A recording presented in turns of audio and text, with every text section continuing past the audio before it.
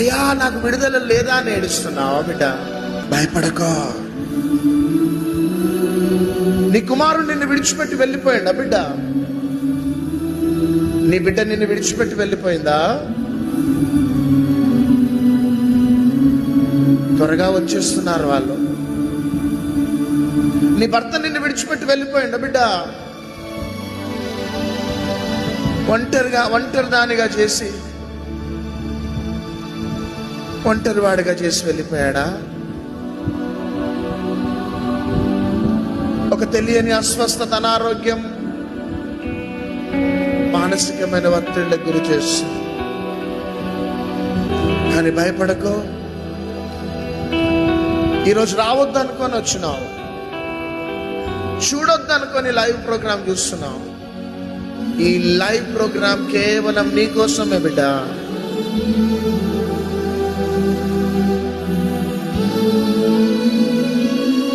ఈ వర్తమానం నీ కోసమే బిడ్డ. నువ్వు ఒంటరిగా ఏడుస్తున్న నీ ఏడుపున్న యేసే చూశాడు.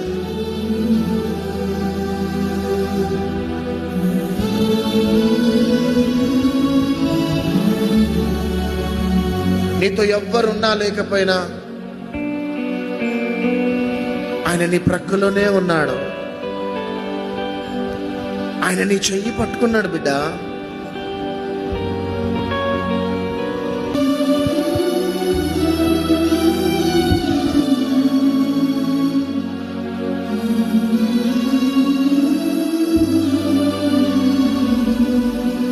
చాలా మంది గుండెలు ఖాళీ అయిపోయినాయి.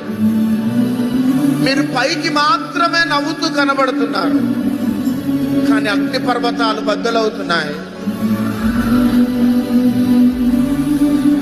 మీ ప్రశ్నలకి జవాబు లేదు. లోకమంతా విడిచిపెట్టింది యేసయ్యా,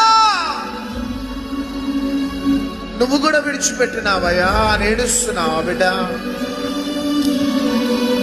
ఈ లోకమంతా నిన్ను విడిచిపెట్టినా, నిన్ను విడిచిపెట్టని ప్రేమ నా యేసయ్య ప్రేమ.